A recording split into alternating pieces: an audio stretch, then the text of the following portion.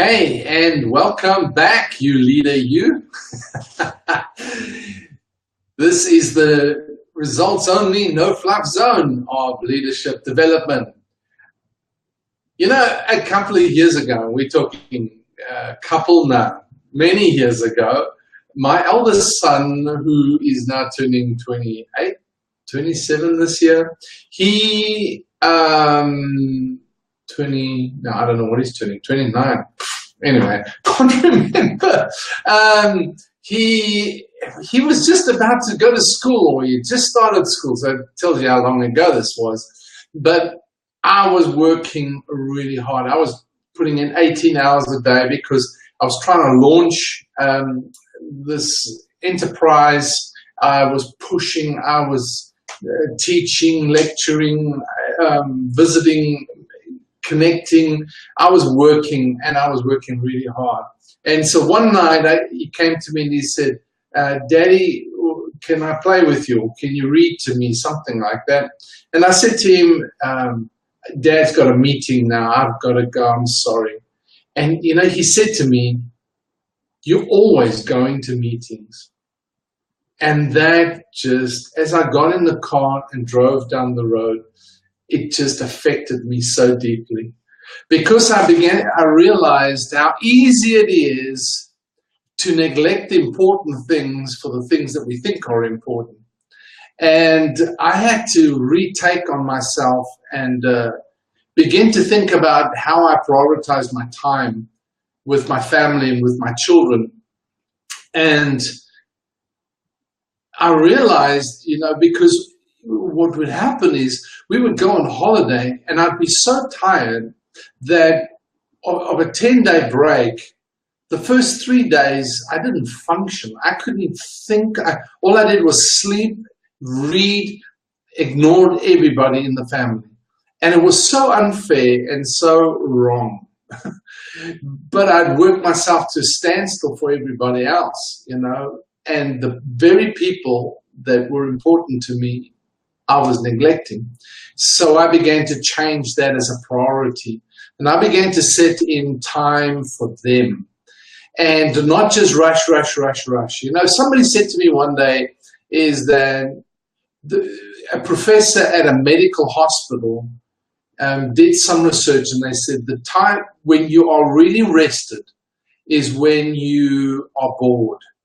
When you don't know what to do with yourself. That's when you are really resting. And, you know, when you've got a young family and you've got children and you know, is they keep you busy and all the time. But they need that, you know. And I want to say to you, whatever role you are in, walking in right now, is take the time to take a break, to break from everything, emails, everything. The important thing is to set the alignment now in your business, set the strategic direction, communicate that, get everybody that you're working with on the same page so that when you take a break, they know the direction that everything has to move in, and they can begin to make strategic decisions based upon what you're doing or where you're going. You don't have to, hey, Ray, you don't have to be there all the time to enforce it. You can't be sitting somewhere on a beach doing email, ignoring your family, and trying to strategically run a company. The best thing you can do is rest and refresh. And, you know, actually, just in that, you'll find your performance increases, better strategy comes. You can be thinking 24 months down the line.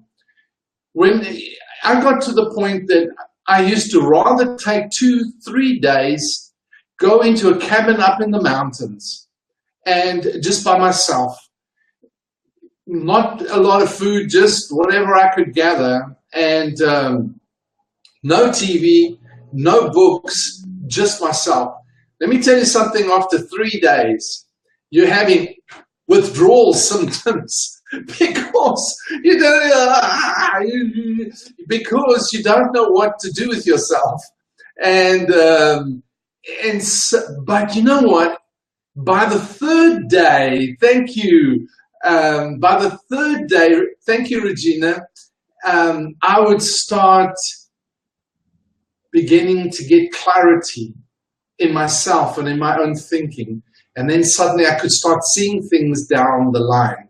But when I was with my family or I went away with my wife, I was present. I would be present with them and develop the relationship with them first and foremost. The second thing I'd like to say is that as a leader, as whoever you are, but specifically as a leader, you need to have interests outside of your business. You need to have some kind of hobby. You need to have something that you're busy with. Now, when you've got small kids, again, they practically, the duty, the responsibility, the hobby, they are 24 hours a day. And that is fine because, your children, your family, they need you. And when you have children, when you have a family, sacrifice is the top word. That's devotion, that's dedication, sacrificing for them. So that's not a problem, but you've got to have downtime for you. You've got to have something that you do. I love cooking. I just love cooking. I'm not a cordon bleu chef. I'm not the master chef. I just love going home in the afternoon and cooking for my family. Well, actually, I like cooking for me. I like to put flavor in. Sometimes I go, this is too much spice. I say, well, then don't eat it. I will, because I love my food. I love to cook with spices and coconut oils and coconut milks and curries, and I love to put things together. Last night, if you check through my profile, you'll probably find recipes that I've shared on my timeline because I want to remember them. I'll probably never get to all of them, but I remember, and then I put like 2-3 recipes together. Last night, I saw this recipe about broccoli. So first I took out the broccoli, I looked at this thing, and I thought, now who would have thought? Actually, I was washing it. I poured water and water ran off the top of it, and I thought, that's amazing how this thing is developed so that water runs off and it probably gathers at the bottom so the roots grow or something. I don't know. I was just like thinking about it. And then I thought, who would have thought to eat this thing? I mean, it's like a flower. I mean, who would have like taken it and, tasted it kind of thing? I always think about that. Anyway, so I took this thing and I chopped it up finely, and the recipe said some other things, but I just converted it, man. I put some celery into it and cheese and some breadcrumbs and a couple of eggs, and I mixed it up and put it together in little cakes, stuck it in the oven and baked it. Well, it tasted pretty good. This is like 10:30 last night, I just felt like, after I had cooked supper, but I just felt like doing something with this broccoli that was in the fridge. And it came out. So tonight it's going to be part of the meal, and everybody's excited about eating it. So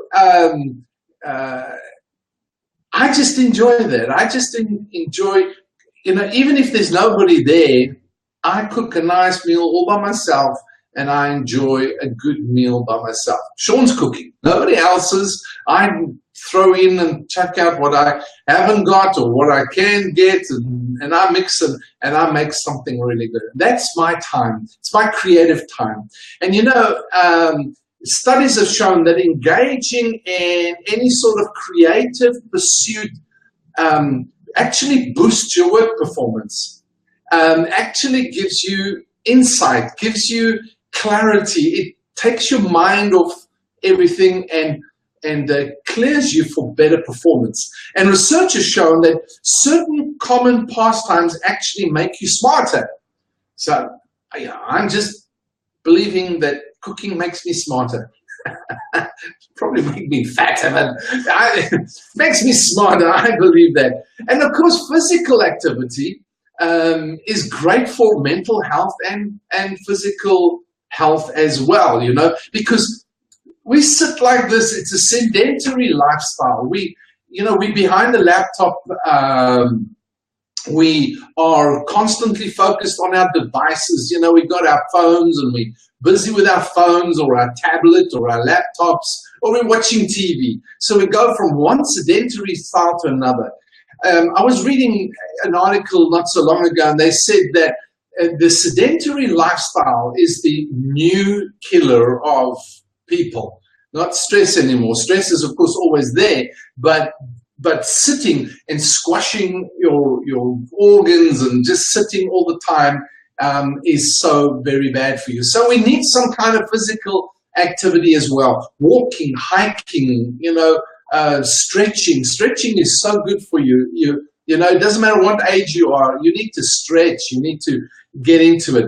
In fact, Bill Gates, I mean, he likes to play chess, and Elon Musk of Tesla, his focus is he's like a James Bond fanatic and collects all the memorabilia.